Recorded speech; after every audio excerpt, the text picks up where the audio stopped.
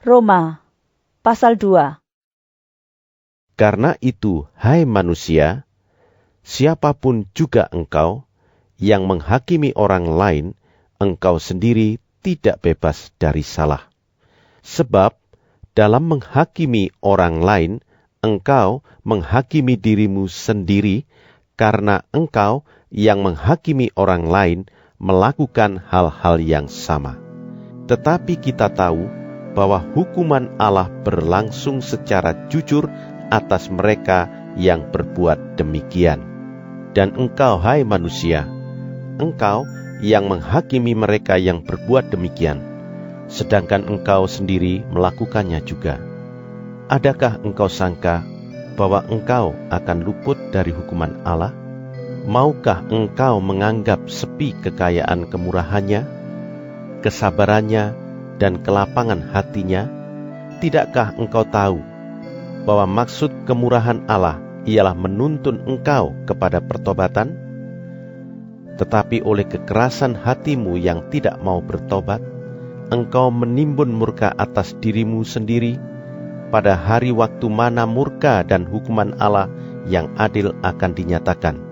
Ia akan membalas setiap orang menurut perbuatannya, yaitu hidup kekal kepada mereka yang dengan tekun berbuat baik, mencari kemuliaan, kehormatan, dan ketidakbinasaan.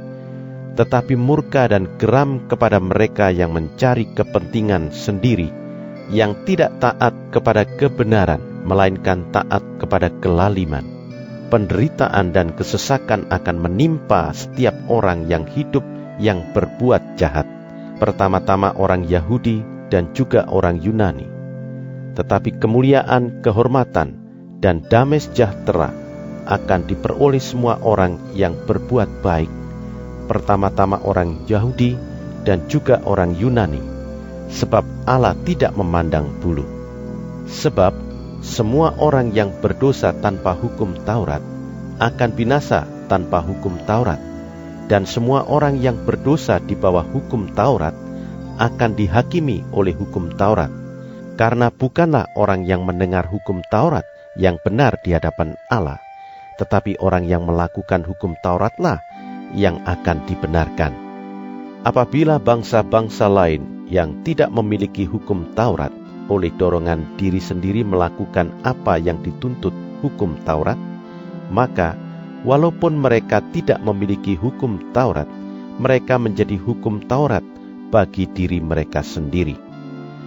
Sebab dengan itu mereka menunjukkan bahwa isi hukum Taurat ada tertulis di dalam hati mereka, dan suara hati mereka turut bersaksi, dan pikiran mereka saling menuduh atau saling membela. Hal itu akan nampak pada hari bila mana Allah, sesuai dengan Injil yang kuberitakan, akan menghakimi segala sesuatu yang tersembunyi dalam hati manusia oleh Kristus Yesus. Tetapi, jika kamu menyebut dirimu orang Yahudi dan bersandar kepada hukum Taurat, bermegah dalam Allah, dan tahu akan kehendaknya, dan oleh karena diajar dalam hukum Taurat, dapat tahu mana yang baik dan mana yang tidak, dan yakin bahwa engkau adalah penuntun orang buta dan terang bagi mereka yang di dalam kegelapan, pendidik orang bodoh dan pengajar orang yang belum dewasa, karena dalam hukum Taurat engkau memiliki kegenapan segala kepandaian dan kebenaran. Jadi, bagaimanakah engkau yang mengajar orang lain? Tidakkah engkau mengajar dirimu sendiri?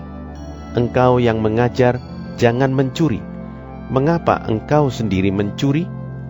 Engkau yang berkata, jangan berzinah. Mengapa engkau sendiri berzinah? Engkau yang jijik akan segala berhala.